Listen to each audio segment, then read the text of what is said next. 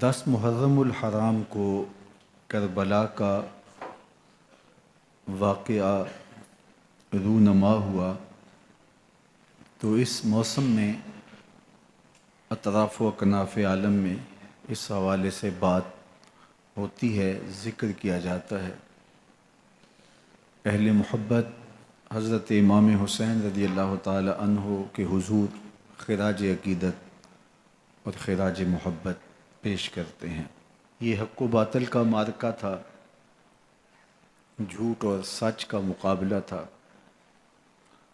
ظلم اور عدل کا ٹکراؤ تھا، خیر اور شر کی لڑائی تھی، دو نظریات کا تصادم تھا۔ ایک طرف امام حسین رضی اللہ تعالی عنہ اور ان کے 72 جانثار تھے، اور دوسری طرف یزید اپنی تمام تر قوت کے ساتھ موجود تھا۔ حضرت امام حسین رضی اللہ تعالی عنہ سے مسلسل آخری وقت تک بیعت کا اسرار رہا، اور آپ آخری سانس تک یزید کی بیعت سے انکار کرتے رہے۔ حضرت امام حسین رضی اللہ تعالیٰ عنہ لڑائی کے لیے نہیں آئے تھے، ورنہ خواتین اور بچے ساتھ لانے کا کوئی مقصد نہیں تھا۔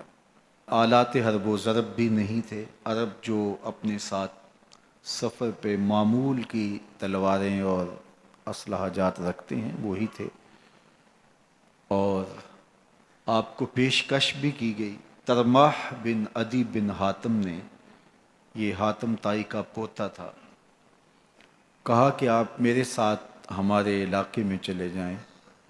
جب مختلف بادشاہوں نے عرب پر قبضہ کیا تو ہمارے قبائلی علاقے اس وقت بھی ان سے محفوظ رہے۔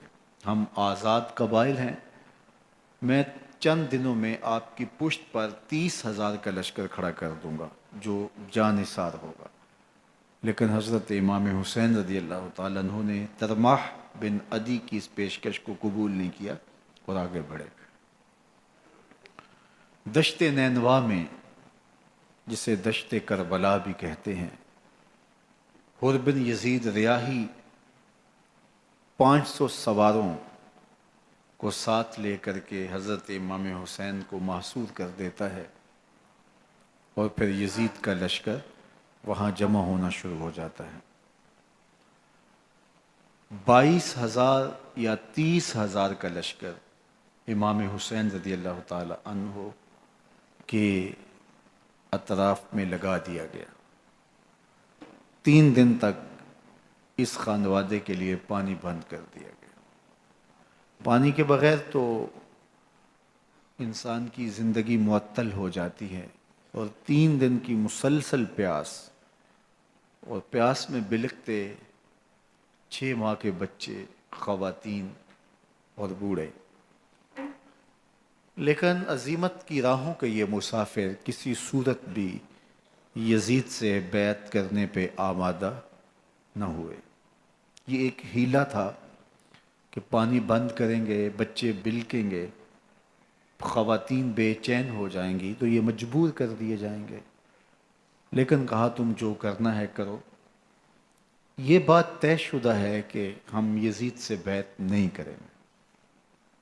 پھر 3 ماہ پانی بند کرنے کے بعد حضرت امام حسین رضی اللہ تعالیٰ عنہ اور ان کے خاندان کو جس طرح ذبح کیا گیا، یہ ایک دردناک کہانی ہے۔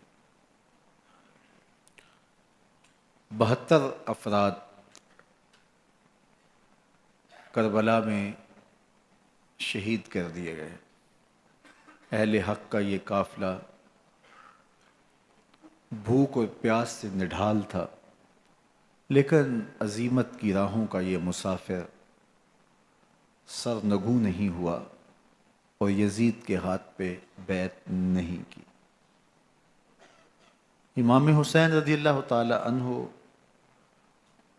آپ کے بیٹے، بھائی، بھتیجے، بھانجے، اعیان و انصار، محبین شہید کر دیے گئے۔ 70 لوگ آپ سے پہلے شہید کیے گئے، پھر امام حسین رضی اللہ تعالی عنہ شہید کر دیے گئے۔ سوید نامی ایک زخمی وہ چھری لے کر کے حملہ آور ہوئے اور وہ بھی شہید کر دیے گئے. یہ کربلا کے آخری شہید تھے جو حضرت امام حسین کے بعد شہید ہوئے. لیکن ان کی خون آشام تلواروں کی ابھی پیاس نہیں بجھی اور ان کی آتش غیظ و غضب ابھی ٹھنڈی نہیں ہوئی. شمز الجوشن حضرت علی اوسط جنہیں امام زین العابدین کے نام سے دنیا جانتی ہے، 14 سال کی عمر میں تھے، بیمار تھے، خیمے میں گھس کے ان کو بھی شہید کرنے لگا. تو حمید بن مسلم نے کہا کہ کیا بچوں کو بھی شہید کیا جائے گا؟ تو وہ رک گیا. عمر بن سعد کے حکم نامے سے مقدس لاشوں پر گھوڑے دوڑائے گئے،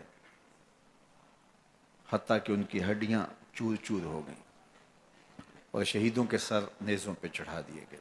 حسین ابن علی اور ان کے آیان و انصار کاٹ دیے گئے. فتح کے نقارے بجے، جشن منائے گئے اور یہ قافلہ کربلا سے کوفے کی جانب روانہ ہوا. شہیدوں کے سر نیزوں پہ آگے آگے چل رہے ہیں اور اونٹوں کے اوپر حضور کی بیٹیاں، حضور کی شہزادیاں اور حضرت امام زین العابدین کو باندھا گیا ہے. اور یہ تقدس مآب قافلہ کوفے پہنچتا ہے. ابن زیاد بہت خوش تھا کہ جیسے اس نے کوئی بہت بڑا کام کر لیا ہو. نواسہ رسول کا سر ایک تشت میں رکھا اس کے سامنے تھا اور وہ چھڑی سے آپ کے ہونٹوں اور آپ کے دانتوں پر ضرب لگاتا.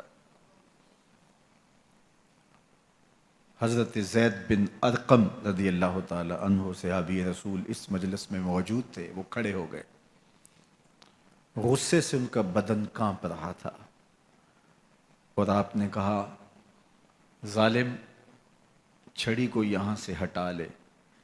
میں نے خود ان آنکھوں سے رسول اللہ کو یہ ہونٹ چومتے ہوئے دیکھا ہے. ابن زیاد غصے میں بپھرا ہوا بولا، اگر تو بوڑھا نہ ہوتا تو میں تیری گردن اڑا دیتا. حضرت زید بن ارقم روتے ہوئے دربار سے باہر نکلے اور ساتھ اہل کوفہ کو مخاطب کر کے کہا کہ اہل کوفہ، تم نے حسین ابن علی کو شہید کر دیا اور ابن مرجانہ کے غلام بن گئے. حضرت زینب سلام اللہ علیہا ایک کونے میں بیٹھی تھی، پرانے کپڑوں میں ملبوس. ایک وہ وقت بھی تھا کہ سیدہ زینب سلام اللہ علیہا جب کوفے میں آئیں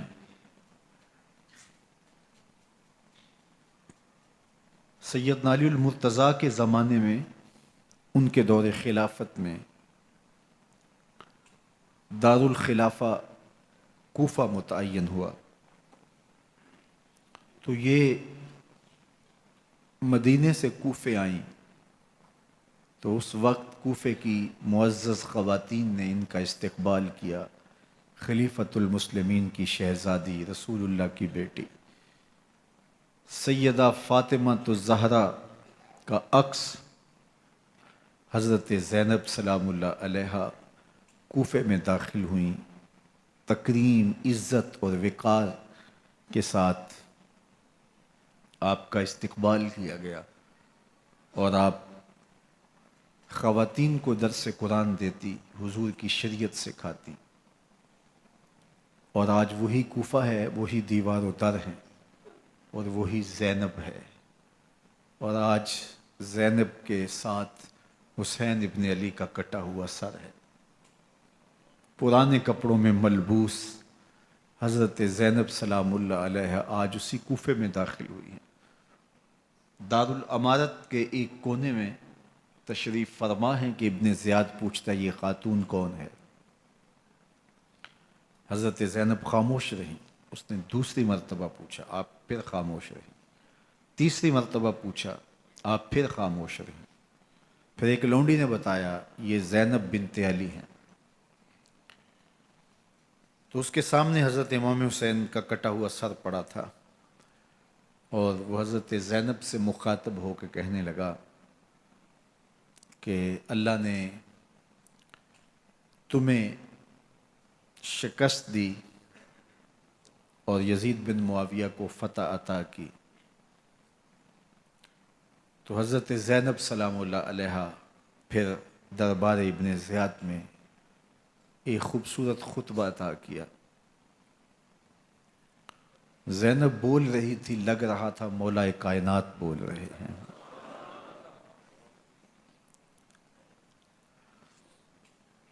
یہ خطبہ بامر مجبوری تھا، ابن زیاد کی خرافات کا جواب تھا۔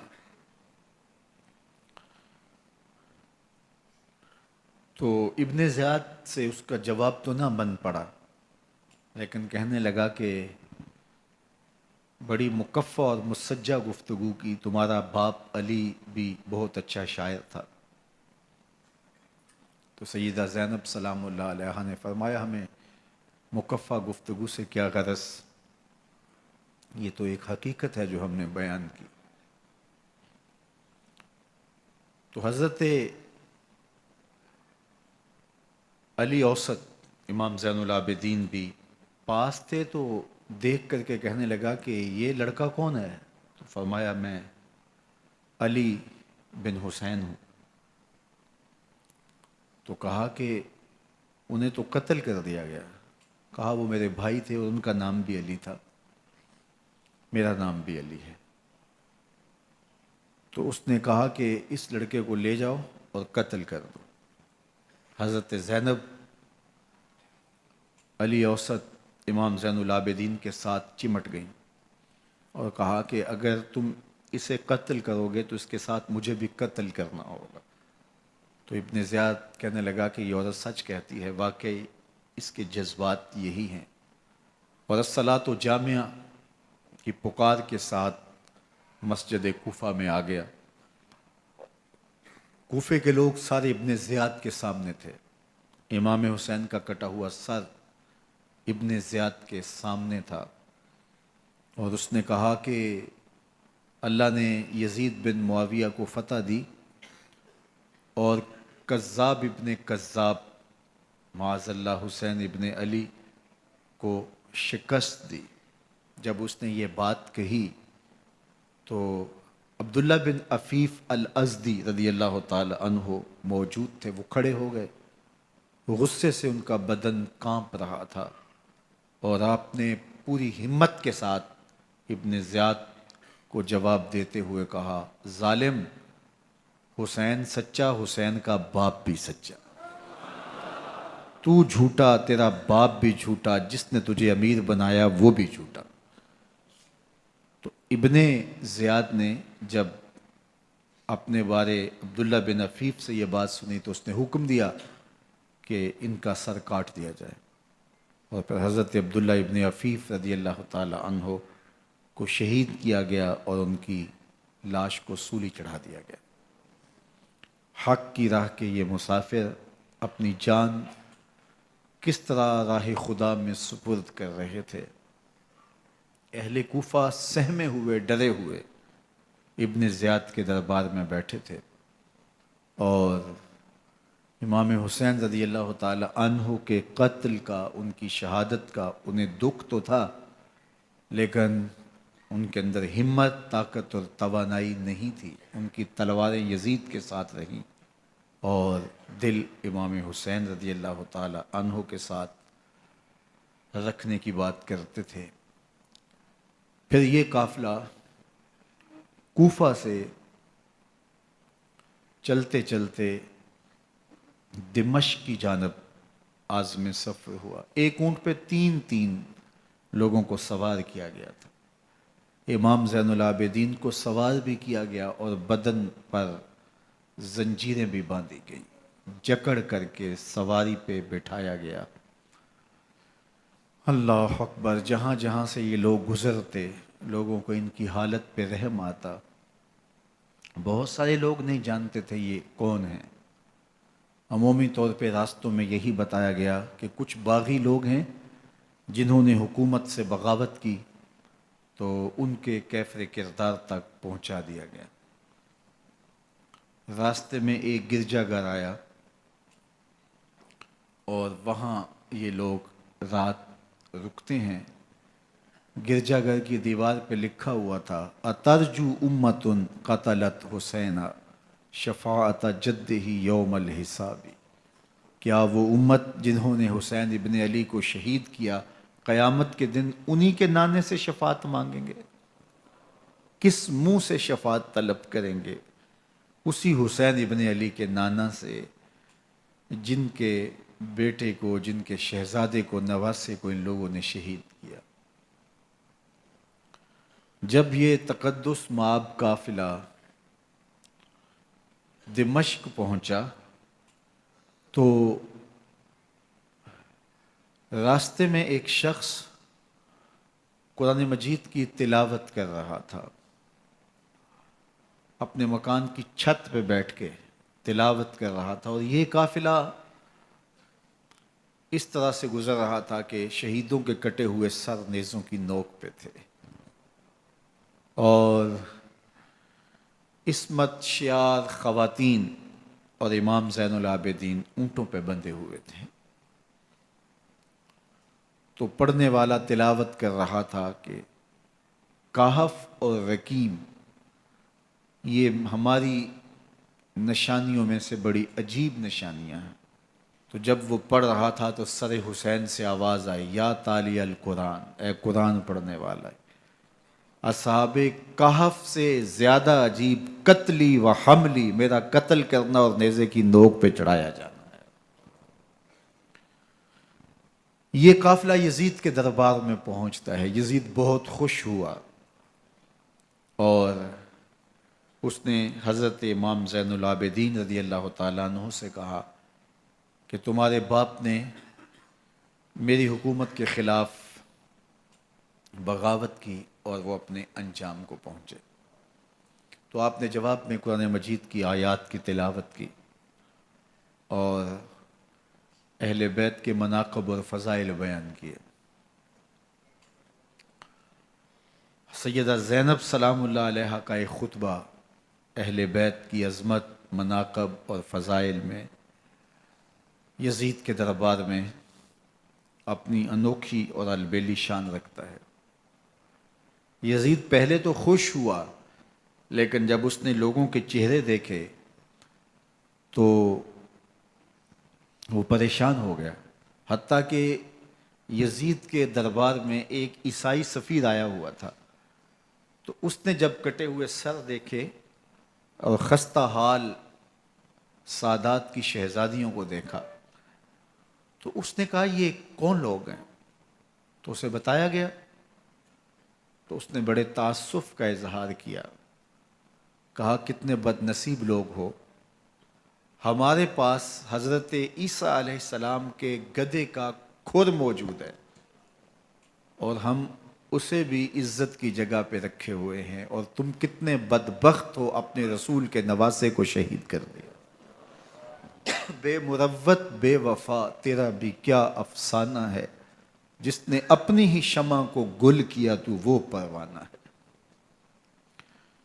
تو یزید نے جب لوگوں کے تیور دیکھے اور بدلتے ہوئے حالات دیکھے تو اس نے تاسف کا اظہار کیا اور کہا اللہ برا کرے ابن زیاد کا، وہ امام حسین کو میرے تک پہنچنے دیتا تو میں ان سے اچھا معاملہ کر لیتا۔ کچھ لوگ اس سے یزید کو بری الذمہ قرار دینے کی کوشش کرتے ہیں، لیکن یزید کے اپنے حکم سے سب کچھ ہوا۔ ابن اسیر نے لکھا ہے کہ جب یزید مرا تو ابن زیاد دمشق آ رہا تھا، اس کے ساتھ مسافر بن شریح بھی تھا، تو اچانک وہ کچھ سوچنے لگا۔ تو مسافر بن شریح نے کہا کہ ابن زیاد میں تمہیں بتاؤں تم کیا سوچ رہے ہو؟ کہا بتاؤ۔ کہا تم یہ سوچ رہے ہو کہ میں نے نواسہ رسول کو شہید کیوں کیا؟ تو کہنے لگا کہ یہ مجھے یزید کا حکم تھا، اور اگر میں نواسہ رسول کو شہید نہ کرتا تو وہ مجھے قتل کر دیتا۔ اور جب مسلم بن عقبہ کو مدینہ المنورہ کی حرمت کو پامال کرنے کے لیے اور حضرت عبداللہ ابن زبیر رضی اللہ تعالیٰ عنہ کی خلافت کے اعلان کے بعد مکہ المکرمہ پر حملے کے لیے جو یزید نے بھیجا، تو اس سے قبل اس نے ابن زیاد کو کہا کہ یہ کام تم کرو۔ تو ابن زیاد نے جو جواب دیا وہ یہ تھا کہ میں تمہارے کہنے پہ پہلے ہی نواسہ رسول کو شہید کر چکا ہوں، اب نواسہ رسول کو شہید کرنا اور کعبۃ اللہ کی حرمت کو پامال کرنا، یہ دو چیزیں میں جمع نہیں کروں گا، اور اس نے بادشاہ کے حکم کا انکار کر دیا۔ تو یزید نے امام حسین رضی اللہ تعالیٰ عنہ کی شہادت کا حکم دیا تھا ابن زیاد کو، اور یہ دو گواہیاں میں نے ابن زیاد سے آپ کے سامنے رکھی۔ باقی اس کا یہ سیاسی پینترا کہ وہ تعصب کا اظہار کرے، تو قاتل کی پشیمانی مقتول کی اہمیت تو بڑھا سکتی ہے، لیکن قاتل کے دامن سے قتل کا داغ نہیں دھو سکتی۔ تو حضرت امام حسین رضی اللہ تعالی عنہ کا قتل یزید کو اب نظر آ رہا تھا مجھے بہت مہنگا پڑے گا، آخرت تو برباد ہوئی ہی ہوئی، دنیا بھی میں نے برباد کر لی، اور میری حکومت بھی مستحکم نہیں رہ سکے گی۔ تو اب اس نے یہ کہنا شروع کر دیا کہ خدا برا کرے ابن مرجانہ کا کہ وہ راستہ دے دیتا اور امام حسین کو میرے تک پہنچ دیتا۔ حضرت امام زین العابدین سے اب وہ لجاجت کرنے لگا اور کہنے لگا کہ حضرت آپ کچھ ارشاد فرمائیے۔ تو آپ نے تین چیزیں ارشاد کی۔ آپ نے فرمایا ایک تو ہمیں خیریت سے مدینے بھیج دو، اور دوسری بات کہ قاتلان حسین کو ان کے کیفر کردار تک پہنچاؤ، اور تیسری بات مجھے دمشق کی جامعہ مسجد میں خطبہ جمعہ کی اجازت دو۔ اس نے کہا کہ خطبہ جمعہ کی اجازت بھی دیتا ہوں، آپ کو خیریت سے مدینہ المنورہ بھی روانہ کر دیا جائے گا، لیکن قاتلان حسین کو کیفر کردار تک پہنچانا یہ میرے بس میں نہیں ہے، یہ ممکن نہیں ہے۔ اب مجھے بتائیے، حاکم وقت ہو اور اتنا بڑا سانحہ اور واقعہ ہو گیا ہو، تو وہ وہیں کھڑے کھڑے معذرت کر لے کہ یہ اس بات کو رہنے دو، تو اس کا مطلب سمجھنے میں کسی بھی باشعور شخص کو دیر نہیں لگتی۔ اسے چاہیے تھا کہ وہ کہتا کہ میں اس کی تحقیق کروا کے جو بھی مجرم ہے وہ کیفر کردار تک پہنچے گا، اور آپ نہ بھی کہتے تو یہ میں کرتا چونکہ میں حاکم وقت ہوں۔ لیکن اس نے فوراً کہا کہ یہ ممکن نہیں ہے، تو اس کا مطلب کیا کہ مجرم میں خود ہوں، تو میں اس سے جو ہے وہ بچنا چاہتا ہوں۔ تو اس نے حضرت امام زین العابدین کو کہا دو شرطیں تو قبول ہیں، لیکن یہ تیسری شرط قبول نہیں ہے اور یہ ممکن نہیں ہے۔ تو یہ واضح اس بات کا اشارہ ہے کہ یزید کے حکم سے، اس کی منشا سے اور اس کے کہنے سے حضرت امام کو شہید کیا گیا، اور اس نے حضرت امام حسین رضی اللہ تعالی عنہ کے مبارک لبوں پر چھڑیاں بھی ماری اور آپ کے دانتوں پر ضربیں لگائیں چھڑیوں کی۔ وہ تو ایک صحابی وہاں موجود تھے جو کھڑے ہو گئے، انہوں نے کہا ارفع ھذا القدیب عن ھاتین الشفتین، ان ہونٹوں سے چھڑی ہٹا لے، میں نے ان آنکھوں سے رسول اللہ کو یہ ہونٹ چومتے ہوئے دیکھا ہے۔ جس طرح ابن زیاد کے دربار میں ہوا تو یہاں بھی ہوا۔ اللہ اکبر۔ تو یزید اپنے تئیں خوش تھا، لیکن لوگوں کے احتجاج کی سکت نہیں لا سکتا تھا کہ نواسہ رسول کو شہید کر دیا گیا، تو وہ یوں اپنی بات کو چھپانا چاہتا تھا، اور بات ابن مرجانہ ابن زیاد پہ ڈالنا چاہتا، لیکن ابن زیاد کہتا ہے کہ اگر یزید کے کہنے پہ میں امام حسین کو قتل نہ کرتا تو میں قتل کر دیا جاتا، اور میں غزوہ کعبہ اور قتل امام حسین دونوں کو جمع نہیں کر سکتا، لہٰذا اب میں یزید کا یہ حکم نہیں مانوں گا، اس نے پہلے مجھ سے بہت بڑی زیادتی کروائی ہے۔ یہ تاریخ کی معتبر کتابوں کے اندر موجود ہے۔ اب یزید نے کہا دو باتیں مان لیتا ہوں، آپ کو مدینہ المنورہ بھی رخصت کر دیتے ہیں، اور دوسرا آپ کو مسجد دمشق میں خطبہ کی اجازت بھی دیتے ہیں۔ اللہ اکبر، یہ وقتی تصرف تھا اس کا، ورنہ یہ کون ہے اجازت دینے والا؟ ممبر تو حسین ابن علی کے نانے کا ہے۔ خیر، مسجد دمشق میں گئے، لوگوں کا ہجوم تھا، حضرت امام زین العابدین ممبر پہ جلوہ فراز ہوئے، خطابت تو ان کے گھر کی لونڈی ہے، تو جب آپ نے کھڑے ہو کر کے خطبہ دیا اور فضائل و مناقب اہل بیت بیان کیے، لوگوں کے سینوں کے اندر آتش محبت اہل بیت کی جوش مارنے لگی۔ یزید ڈر گیا کہ اگر کچھ دیر خطبہ جاری رہا تو کہیں ایسا نہ ہو کہ لوگ میرے خلاف اٹھ کھڑے ہوں، تو اس نے مؤذن کو اشارہ کیا اور وہ اذان دینے لگا، تو اس نے کہا اللہ اکبر اللہ اکبر، تو حضرت امام زین العابدین نے کہا اس میں کوئی شک نہیں کہ اللہ سب سے بڑا ہے۔ پھر کہا اشہد اللہ الہ الا اللہ، تو امام زین العابدین نے فرمایا کہ ہم نے اس بات کی اپنے خون سے گواہی دی ہے کہ اللہ کے علاوہ کوئی معبود نہیں ہے۔ پھر اس نے کہا اشہد ان محمد رسول اللہ، تو حضرت امام زین العابدین نے یزید کی آنکھوں میں آنکھیں ڈال کے کہا یزید دیکھ، اذان میں تیرے نانے کا نام ہے یا میرے نانے کا نام ہے؟ تو حسین ابن علی رضی اللہ تعالیٰ عنہ کا نام کبھی بھی مٹنے والا نہ زیاد کا وہ ستم رہا، نہ یزید کی رہی وہ جفا، رہا تو نام حسین جسے زندہ رکھتی ہے کربلا۔ یزید نے امام حسین رضی اللہ تعالیٰ عنہ کو راستے سے ہٹا دیا، اس کا خیال تھا کہ یہ باغی ہیں اور میں ان کو کچل دوں۔ حضرت امام حسین شہید کر دیے گئے، ان کا خاندان شہید کر دیا گیا۔ صرف 14 سال کے امام زین العابدین رضی اللہ تعالی عنہ اس حادثے میں، اس واقعہ میں جو ہے وہ بچے، اور سب سے زیادہ دکھ اپنی آنکھوں سے انہوں نے دیکھے، کربلا کا منظر بھی دیکھا، کوفے کا دارالعمارہ بھی دیکھا، اور دمشق کا دربار یزید بھی دیکھا، اور پھر یہاں سے مدینے پہنچ کر اہل مدینہ سے جو سامنا ہوا امام زین العابدین نے وہ لمحے بھی دیکھے۔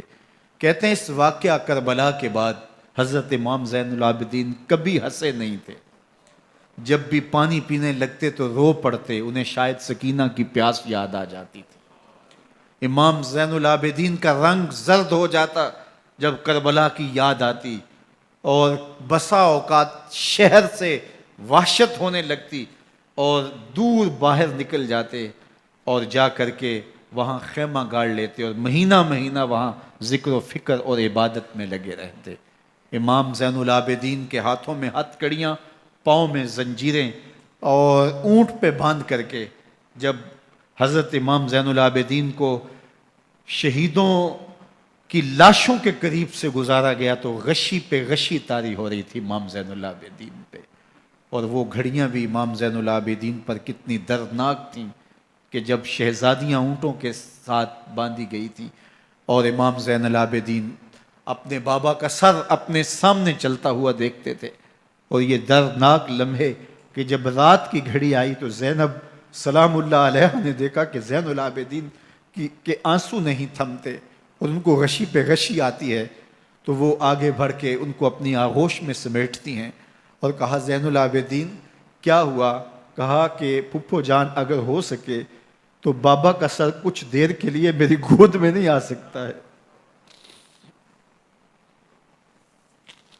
وہ وقت بھی امام زین العابدین پہ آتا ہے جب زخم اور درد اور دکھ حد سے تجاوز کرتے ہیں تو زین العابدین مدینہ کی طرف منہ کر لیتے ہیں اور حضور کی بارگاہ میں ہوا کے ہاتھوں پیغام بھیجتے ہیں، ان نلتا یا ریح الصبا یومن الی ارض الحرمی بلغ سلامی روزتن فیہا النبی المحترم یا رحمتا للعالمین ادرک لزین العابدین محبوس عید الظالمی فی الموکب والمزدحم۔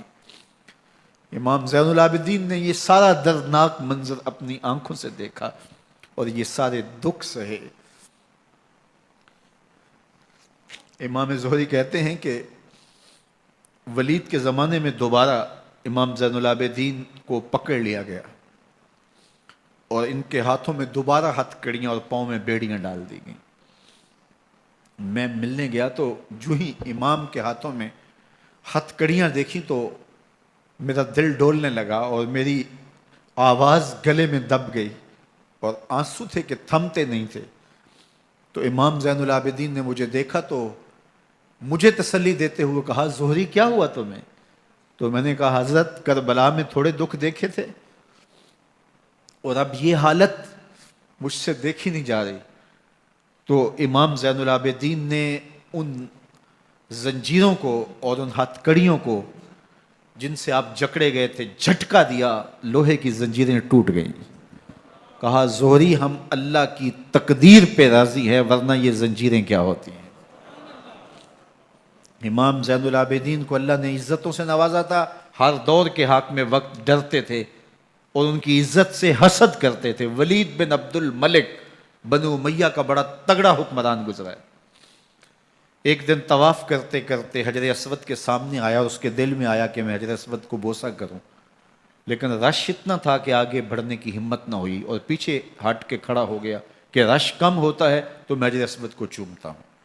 اتنے میں امام زین العابدین رضی اللہ تعالی عنہ وہ بھی طواف کرتے کرتے حجر اسود کے قریب آئے، ایک لمحے کے لیے توقف کیا، لوگوں نے راستہ چھوڑ دیا۔ امام زین العابدین آگے بڑھے، حجر اسود کو چوما، پھر آگے بڑھ گئے۔ ولید بن عبد الملک کو بڑا غصہ آیا کہ لوگوں نے میرے لیے تو راہیں نہیں چھوڑی اور زین العابدین کے لیے راہیں چھوڑ دی ہیں۔ تو وہ اپنے درباری شاعر کو، فرزدق کو جو اس کے ساتھ کھڑا تھا، اس کو پوچھتا ہے من ھذا، یہ کون ہے؟ حالانکہ اسے پتا تھا یہ امام زین العابدین ہے۔ بعض اوقات سوال تفہیم کے لیے کیا جاتا ہے، سمجھنے کے لیے کیا جاتا ہے، اور بعض اوقات سوال تحقیر کے لیے کیا جاتا ہے۔ جس طرح کسی شخص کو آپ پسند نہ کرتے ہو اور وہ کوئی کام کرے تو آپ کہتے ہیں یہ کون ہے، یہ کون ہے؟ تو اس نے کہا من ھذا، یہ کون ہے؟ اب فرزدق شاعر تھا اور درباری شاعر تھا، اسے اچھی طرح پتا تھا کہ من ھذا سے بادشاہ کیا سننا چاہتا ہے، لیکن آج اس کی غیرت ایمانی جاگی۔ بادشاہ نے کہا من ھذا، یہ کون ہے؟ تو فرزدق نے بادشاہ کی آنکھوں میں آنکھیں ڈال کے کہا بادشاہ تو نہیں جانتا یہ کون ہے؟ اس کو تو بطحا کے سنگ ریزے بھی جانتے ہیں، اس کو تو زمین والے بھی جانتے ہیں، آسمان کے فرشتے بھی جانتے ہیں۔ یہ فاطمہ کا بیٹا ہے، یہ علی کا شہزادہ ہے، یہ رسول اللہ کا نواسہ ہے۔ تیرا من ھذا کہنا اس معرفہ کو نکرا نہیں کرے گا، یہ کل بھی معرفہ تھا، یہ آج بھی معرفہ ہے۔ کھڑے کھڑے امام زین العابدین کی شان میں ایک طویل قصیدہ لکھ دیا۔ بادشاہ تو اس سے کچھ اور سوچ رہا تھا، الٹ ہو گیا، اس نے فرزدق کو جیل میں ڈال دیا۔ امام زین العابدین کو پتا چلا، آپ نے اشرفیوں کی 2 تھیلیاں خادم کے ہاتھ بھیجی کہ ہماری وجہ سے تمہارے اوپر یہ افتاد پڑی ہے۔ تو اس نے تھیلیاں قبول کی، چوما آنکھوں سے لگائیں اور پھر خادم کے ہاتھ میں دیتے ہوئے کہا امام کو میرا سلام دے دینا اور کہنا حضرت ساری زندگی نے ٹگوں کے لیے، ان پیسوں کے لیے، اشرفیوں کے لیے شاعریاں کی ہیں، یہ جو میں نے قصیدہ لکھا ہے آپ کے نانا کی شفاعت کے لیے لکھا ہے۔ جو دلوں کو فتح کر لے وہی فاتح زمانہ۔ امام حسین کو تو کاٹ دیا گیا نا، اس لیے کاٹ دیا گیا کہ یہ ہماری حکومت سے بغاوت کر رہے ہیں، انہوں نے یہ کہا، بہانہ یہ بنایا، نظم حکومت میں یہ مخل ہو رہے ہیں، لہٰذا انہیں شہید کر دیا گیا۔ نہ صرف انہیں شہید کیا گیا، سر کاٹے گئے، نیزوں کی نوک پہ چڑھائے گئے، لاشوں پہ گھوڑے دوڑائے گئے۔ کیا کیا ظلم تھا، کیا کیا جبر تھا جو روا نہیں رکھا گیا۔ پیاسا رکھا گیا، بھوکا رکھا گیا، 6 ماہ کے بچے بھی نہیں چھوڑے گئے۔ امام حسین جب حضرت علی اصغر کو اپنے ہاتھوں پہ اٹھا کے فرات کے کنارے جا کھڑے ہوئے تو آپ نے اشقیاء سے مخاطب ہو کے کہا کہ تمہاری لڑائی تو مجھ سے ہے، اس 6 ماہ کے بچے نے تمہارا کچھ نہیں بگاڑا۔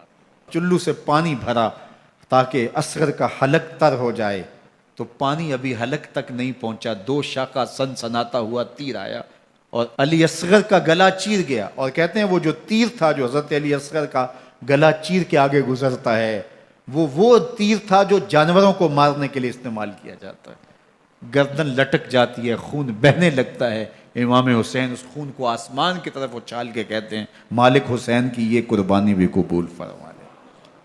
نسل مٹا دی گئی، شہید کر دیے گئے، گھوڑے دوڑائے گئے، سادات کرام عصمت شعار پیغمبر زادیوں کو اونٹوں پہ بٹھایا گیا، رسیوں سے جکڑا گیا، چادریں چھیننے کی کوشش کی گئی، کیا کچھ نہیں ہوا۔ تاریخ دردناک ہے، اور یہ پیغمبر کے ماننے والوں نے، کلمہ پڑھنے والوں نے یہ سب کچھ کیا۔ بے مروت، بے وفا، تیرا بھی کیا افسانہ ہے، جس نے اپنی ہی شمع کو گل کیا تو وہ پروانہ ہے۔ لیکن یزید کی دلیل یہ تھی کہ یہ حکومت کا نظم چلتا ہے، اسے چلنے دیا جانا چاہیے، انہوں نے کیوں رکاوٹ ڈالی ہے، لہٰذا یہ باغی ہیں، ان کو کاٹ دیا جائے۔ میں کہتا ہوں امام حسین کو شہید کر دیا گیا، ان کے اعیان و انصار کو شہید کر دیا گیا، پورے خاندان کو پیاسا رکھ کے ذبح کر دیا گیا، 6 ماہ کے بچے بھی نہیں چھوڑے گئے، 80 سال کے بوڑھوں کو بھی شہید کیا گیا، خواتین کو اونٹوں پہ بٹھایا گیا، اور گلی گلی عصمت معاب پیغمبر رحمت کی شہزادیوں کو کوفے اور دمشق کے بازاروں کے اندر بھرایا گیا۔ تو مجھے بتائیں اس کے بعد یزید کی حکومت نے کیا کیا، ان کا کیا کارنامہ تھا؟ کتنے محدث پیدا ہوئے، کتنے مفکر پیدا ہوئے، کتنے جرنیل پیدا ہوئے، کتنے صوفی پیدا ہوئے؟ کون تھا جو ان کے تخت و تاج اور ان کی حکومت جس کو بچانے کے لیے اتنا بڑا حادثہ کر دیا اور پیغمبر کے بیٹوں کو شہید کر دیا؟ تو کیا پھر اس حکومت نے کیا یزید نے؟ یزید کا اپنا بیٹا تخت پہ بیٹھنے کے لیے تیار نہیں تھا۔ 6 ماہ کے بعد اس کی لاش گھر سے نکلی، اس نے کہا کہ یہ تخت جو ہے وہ آل رسول کے خون پہ بنا ہے، میں اس پہ نہیں بیٹھوں گا، اور رسوا ہو گئے۔ اور یزید جس کو زوم تھا کہ میں اتنی بڑی سلطنت کا مالک ہوں، اس کو بچانا ہے، اس سلطنت نے اسلام کے لیے کیا کیا؟ مجھے بتاؤ، کون سے جرنیل پیدا کیے، کون سے حکمران پیدا کیے، اس نے کون سے توانا لوگ پیدا کیے، کون سے محدث، کون سے مفکر، کون سے مسلح پیدا کیے؟ اور جس خاندان کو کاٹ دیا گیا، صرف ایک 14 سال کا علی اوسط زین العابدین بچا۔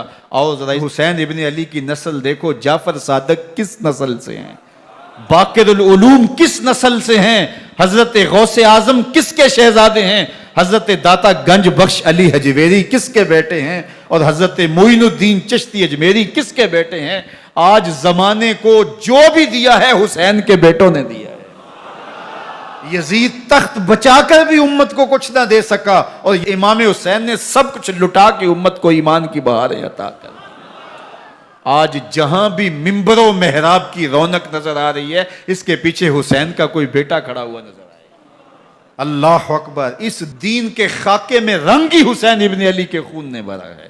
حسین اگر نہ شہید ہوتا تو آج گھر گھر یزید ہوتا، اسلام کی عظمت عیاں نہ ہوتی، خدا کے گھر میں اذان نہ ہوتی، بار الہ نوحہ سناتا پھرتا، تا روز جزا اشک بہاتا پھرتا، امداد نہ کرتے اگر کربلا میں حسین، اسلام تیرا ٹھوکریں کھاتا۔